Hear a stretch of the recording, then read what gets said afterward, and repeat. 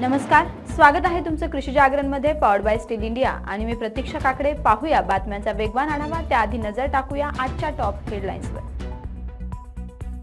राज्यात पुढील 48 तासात पावसाची शक्यता. रेशीम उद्योगाच्या विकासासाठी सिल्क समग्र 2 योजनेला मान्यता. सोयाबीनला भाव मिळत नसल्याने शेतकऱ्याने कोयता घेऊन व्यक्त केलाय संताप. तूर डाळीचे दर घसरल्याने शेतकरी चिंतेत. वैनगंगा नळगंगा प्रकल्पास पाणी उपलब्धता अटल शिथिल करणार, मंत्रिमंडळाच्या बैठकीत निर्णय. पाहूया या संदर्भात सविस्तर बातम्या.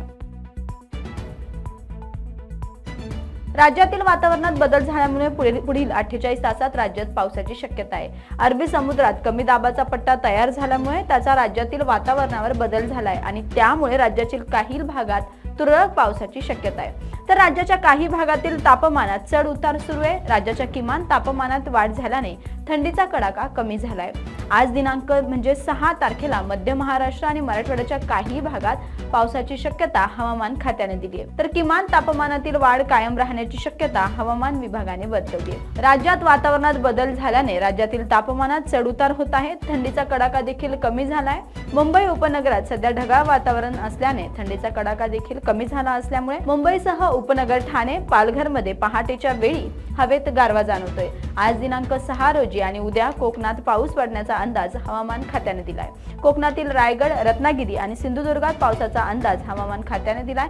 तसंच पश्चिम महाराष्ट्र, महाराष्ट्राच्या काही भागात देखील पावसाचा अंदाज व्यक्त करण्यात आलाय. राज्यातील रेशीम शेतीला चालना मिळून राज्यातील शेतकऱ्यांचा विकास होण्यासाठी केंद्र पुरस्कृत सिल्क समग्र 2 ISDSI ही योजना 2021 ते 22 ते 2025 ते 26 या कालावधीत राज्यात राबविण्यास मंत्रिमंडळ बैठकीत मान्यता देण्यात आली आहे. बैठकीच्या अध्यक्षस्थानी मुख्यमंत्री एकनाथ शिंदे होते, तसेच उपमुख्यमंत्री देवेंद्र फडणवीस आणि उपमुख्यमंत्री अजित पवार देखील होते. यावेळी सध्या रेशीम उद्योग राज्यातील शेतकऱ्यांना वरदान ठरत आहे. त्यामुळे या उद्योगाचा विकास करण्यासाठी महारेशीम अभियान राबवून तुती लागवड करण्यास व टसर रेशीम उद्योग करू इच्छिणाऱ्या नवीन लाभार्थ्यांसाठी व्यापक प्रमाणावर मोहीमही राबवण्यात आली आहे. राज्यात येवला, पैठण, नागपूर, छत्रपती संभाजीनगर इत्यादी ठिकाणी पारंपरिक पद्धतीने कारागिरांमार्फत हातमार्गावर वर्षानुवर्ष पैठणी विणकाम सुरू आहे. त्याचप्रमाणे नागपूर, भंडारा, आंधळगाव या ठिकाणी टसर साड्या व कापड निर्मितीचे काम सुरू आहे. सिल्क समग्र 2 या योजनेसाठी जिल्हा व प्रादेशिक स्तरावर समिती स्थापन करण्यात येऊन लाभार्थींची नियुक्ती करण्यात येईल. बुलढाणा येथील एका संतप्त शेतकऱ्यांनी हातात कोयता आणि पिस्तूल घेऊन खामगाव कृषी उत्पन्न बाजार समिती समोर निदर्शने केले. सोयाबीनला प्रति क्विंटल 6,000 रुपये दर मिळावे अशी या शेतकऱ्याची मागणी आहे.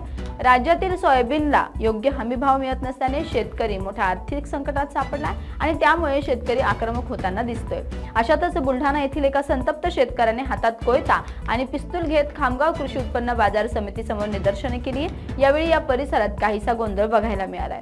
सोयाबीनला प्रति क्विंटल 6,000 रुपये दर मिळावे अशी आशा या शेतकऱ्याची मागणी होती आणि याचा योग्य बाजारभाव मिळत नसल्याच्या रागातून त्याने रस्त्यावर सोयाबीन फेकून देत निदर्शने केली आहे. आज शेतकऱ्यांवर अन्याय होत असून मी माझ्या सोबत आणलेली सोयाबीन रस्त्यावर फेकून या सरकारचा निषेध व्यक्त केलाय. त्यासाठी मी आज हातात शस्त्र उचलले असल्याचा सोयाबीन उत्पादक शेतकरी रवी महानकर म्हणाले. या घटनेची माहिती पोलिसांना मिळताच ते घटनास्थळी दाखल झाले. सध्या रवी महानकर याला पोलिसांनी ताब्यात घेतले असून पुढील तपास सुरू केलाय.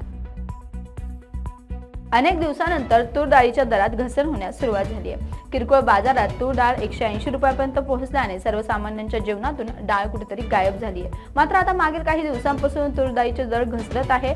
डाळीचे दर हे गगनाला भिडले होते, परंतु किरकोळ बाजारात तूर डाळ 180 रुपये किलोपर्यंत पोहोचली होती. मात्र सध्या तूर डाळीच्या दरात मोठ्या प्रमाणात घसरण झाली आहे. आता हेच दर कमी होऊन 130 रुपये प्रति किलोपर्यंत कमी झाल्याचं चित्र पाहायला मिळतंय आणि यामुळे सर्वसामान्य जनतेला निश्चितच याचा दिलासा मिळत आहे. तर दुसरीकडे शेतकऱ्यांना या दर घसरणीचा फटका बसतोय. त्यामुळे शेतकरी आता मोठ्या प्रमाणात चिंतेत आहे. सध्या खरीपात लागवड केलेली नवीन तूर बाजारात दाखल होत आहे. अशातच तुरीच्या दरातही घसरण होत आहे.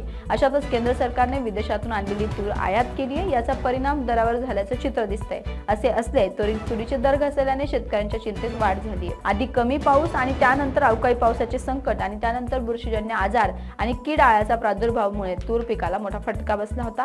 त्यातूनच बचावलेल्या तुरीवर शेतकऱ्यांच्या आशा लागल्या होत्या. डाळीच्या दरात घसरण होण्याची अनेक कारणं आहेत. त्यात उत्पादनात वाढ, जागतिक बाजारपेठेत भाववाढ, सरकारने घेतलेली उपाययोजना याचा समावेश आहे. सरकारने डाळीच्या आयातीवर निर्बंध घातले, तसेच डाळीच्या साठवणुकीवर नियंत्रण ठेवण्यासाठी उपाययोजना केल्या आहेत. या उपाययोजनांच्या परिणाम स्वरूप डाळीच्या दरात घसरण झाली आहे. विदर्भातील सिंचन अनुशेष दूर करण्यासाठी वैनगंगा नळगंगा प्रकल्पास पाणी उपलब्धता अट शिथिल करण्याचा निर्णय मंत्रिमंडळ बैठकीत घेण्यात आलाय। दिनांक 4 रोजी राज्य मंत्रिमंडळाची बैठक पार पडली आणि यावेळी हा निर्णय घेण्यात आलाय। बैठकीच्या अध्यक्षस्थानी मुख्यमंत्री एकनाथ शिंदे होते, तसेच बैठकीला उपमुख्यमंत्री अजित पवार आणि उपमुख्यमंत्री देवेंद्र फडणवीस देखील उपस्थित होते। वैनगंगा नळगंगा नदीजोड प्रकल्पामुळे विदर्भातील 6 जिल्ह्यातील सिंचन, घरगुती औद्योगिक पाणी वापराचा प्रश्न सुटणार असल्याचे, पाण्याचा जास्तीत जास्त वापर करून अवर्षण प्रवण अनुशेषातील काही भागास पाणी देण्यातही हा प्रकल्प महत्त्वाचा आहे। त्यामुळे पाणी उपलब्धतेची अट शिथिल करण्याचा निर्णय घेण्यात आलाय। तर बुलेटिनमध्ये वेळ झाली इथेच थांबण्याची। तसंच कृषीच्या वेगवान बातम्या पाहण्यासाठी आणि नवनवीन व्हिडिओ पाहण्यासाठी कृषी जागरण मराठी चॅनलला सबस्क्राईब करायला मात्र विसरू नका। नमस्कार।